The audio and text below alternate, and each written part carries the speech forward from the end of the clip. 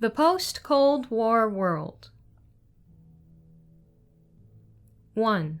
Whither U.S. Foreign Policy. With the collapse of communist rule in Eastern Europe and of Soviet domination of its former satellites, whatever Russian threat that may have existed is now over. The Brezhnev Doctrine, under which Russia used force to prop up communist rule in the socialist bloc, has been replaced by the charmingly named Sinatra Doctrine, where every country can go its own way. The Cold War is therefore finished, and every intelligent person, wherever he stands in the political spectrum, acknowledges this fact.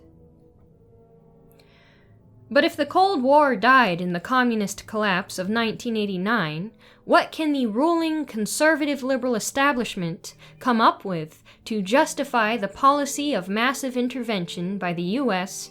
everywhere on the globe?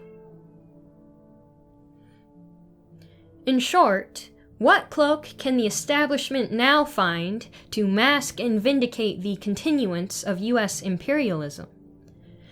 With their perks and their power at stake, the court apologists for imperialism have been quick to offer excuses and alternatives, even if they don't always hang together. Perhaps the feeling is that one of them may stick.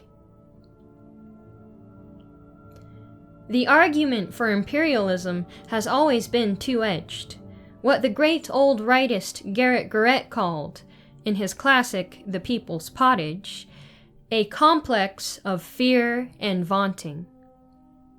Fear means alleged threats to American interests and the American people.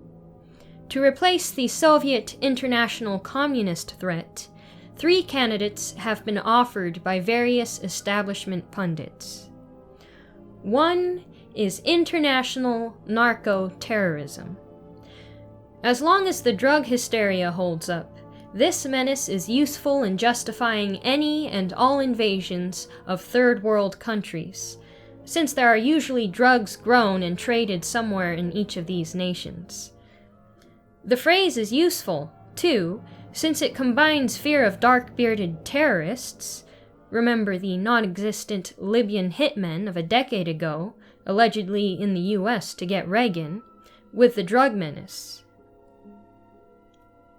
It is doubtful, however, that narco-terrorism can justify all those super expensive missiles and nuclear weaponry, since one hopes, at least, that the U.S. government is not contemplating H-bombing Colombia or Peru out of existence. Second, a threat that loomed no more than one day after the wonderful demise of the Berlin Wall is the pending reunification of East and West Germany. Since there is no ethnic or national East Germany, the disappearance of a communist East Germany would mean that there is little reason for the 2 parts of Germany not to become one nation. And so, establishment pundits trotted out the old slogans, as if the last half-century of German history had never existed.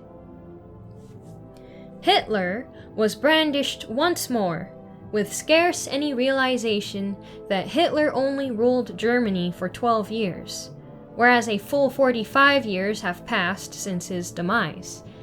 But not only Hitler, for article after article raised the specter of Germany's having assaulted the rest of Europe twice in 1 century, thereby resurrecting the old nonsense that Germany was the sole guilty party in World War I.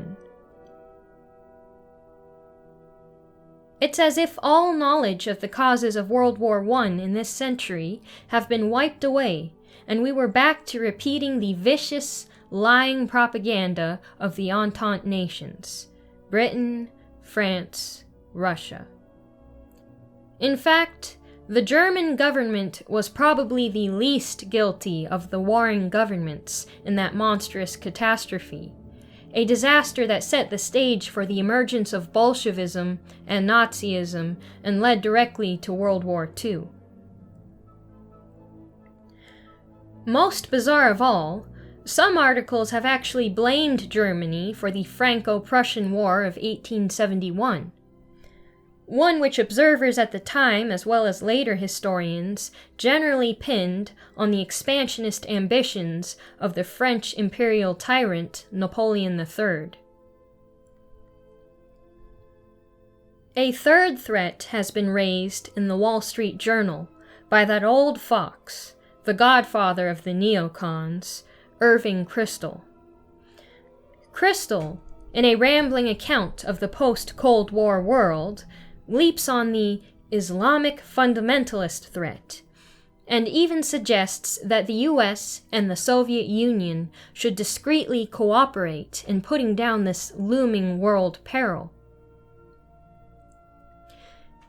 Here we see a hint of a new conservative liberal concept, a benign rule of the world by the United States, joined by the Soviet Union as a sort of condominium junior partner, along with Western Europe and Japan.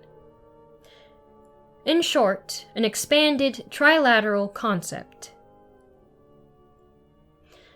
Of course, pinpointing Islamic fundamentalism comes as no surprise from the neocons, to whom defense of the State of Israel is always the overriding goal.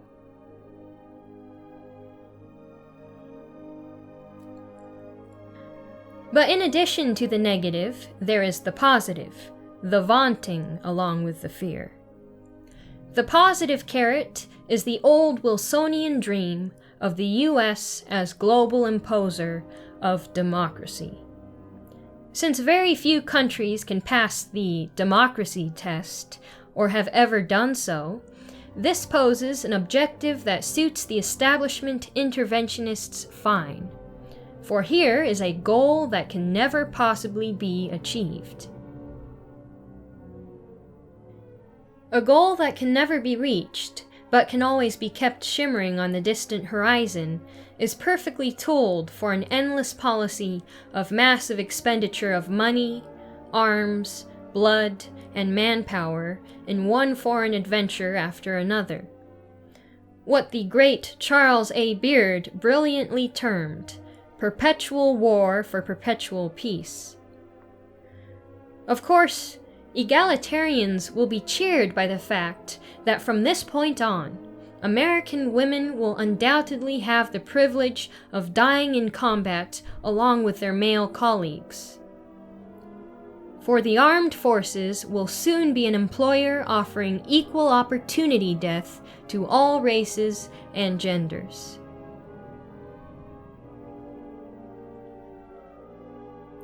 Two, the Panama Invasion. The U.S. invasion of Panama was the first act of military intervention in the new post-Cold War world. The first act of war since 1945, where the United States has not used communism or Marxism-Leninism as the effective all-purpose alibi.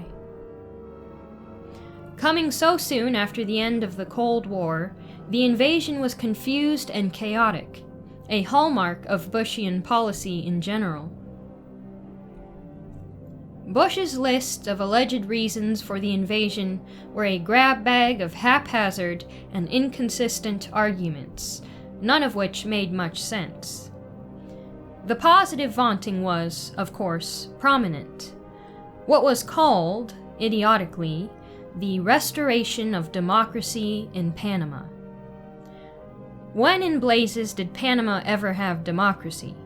Certainly not under Noriega's beloved predecessor and mentor, the U.S.'s Panama Treaty partner, General Omar Torrijos. The alleged victory of the unappetizing Guillermo Endara in the abortive Panamanian election was totally unproven. The democracy the U.S. imposed was peculiar, to say the least, swearing in Endara and his cabinet in secrecy on a U.S. Army base. It was difficult for our rulers to lay on the Noriega threat very heavily, since Noriega, whatever his other sins, is obviously no Marxist-Leninist, and since the Cold War is over anyway, it would have been tricky, even embarrassing, to try to paint Noriega and his tiny country as a grave threat to big, powerful United States. And so the Bush administration laid on the drug menace with a trowel, braving the common knowledge that Noriega himself was a long-time CIA creature and employee whose drug trafficking was at the very least condoned by the US for many years. The administration therefore kept stressing that Noriega was simply a common criminal who had been indicted in the US for actions outside the US, so why not indict every other head of state as well, all of whom have undoubtedly committed crimes galore, so that the invasion was simply a police action to apprehend an alleged fugitive. But what real police action, that is, police action over a territory over which the government has a virtual monopoly of force, involves total destruction of an entire working-class neighborhood, the murder of hundreds of Panamanian civilians as well as American soldiers, and the destruction of $500 million of civilian property. The invasion also contained many bizarre elements of low comedy. There was the US government's attempt to justify invasion retroactively by displaying Noriega's plundered effects. Porno in the desk drawer. Well, gee, that sure justifies mass killing and destruction of property. The obligatory picture of Hitler in the closet. Aha, the Nazi threat again. The fact that Noriega was stocking a lot of Soviet-made arms. A commie as well as a Nazi, and paranoid too. The deluded fool was actually expecting an American invasion. And that Noriega engaged in occult practices, even being so sinful and depraved as to wear red underwear.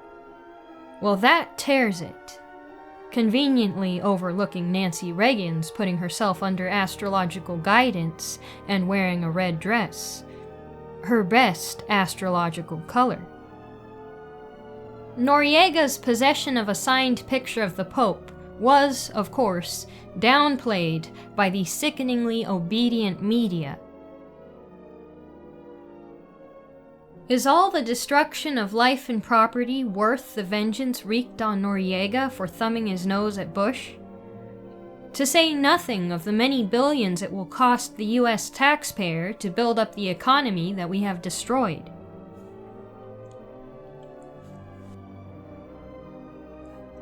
Three, the US and the Sinatra Doctrine.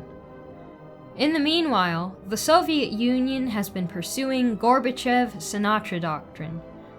The Soviets have consistently refused to intervene to prop up the communist tyrannies in Eastern Europe, if anything, giving the rulers a nudge to quit before the people saw to it that they were forcibly removed.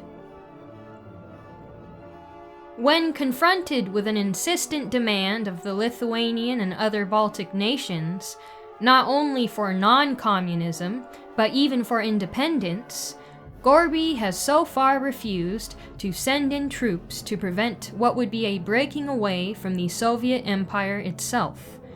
An empire that is essentially the old Tsarist Russian Empire, plus the Baltic states acquired by a deal with Hitler in 1939.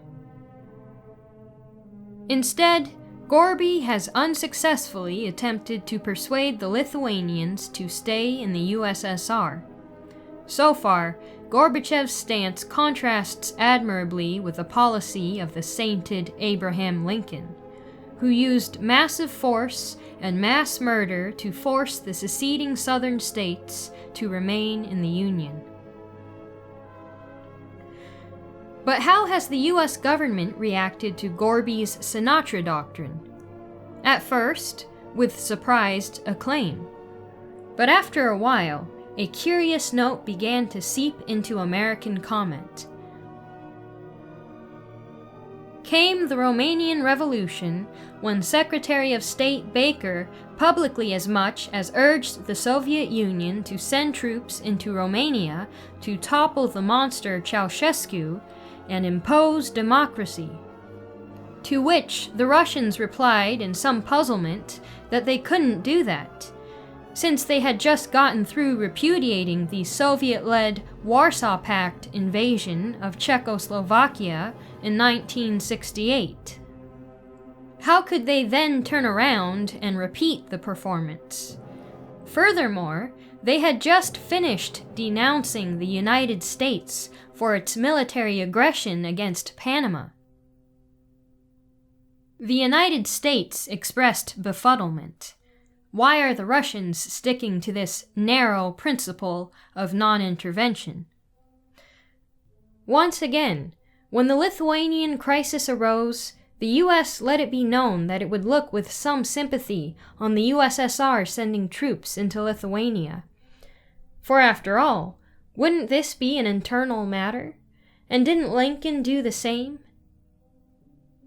And finally, when Gorby did send in troops to try to stop the fierce civil war between the Armenians and the Azeris in Azerbaijan, the Bush administration and the assorted establishment pundits practically whooped with glee, perhaps a bit relieved that the mighty Soviet state was prepared to send in troops somewhere, at some time.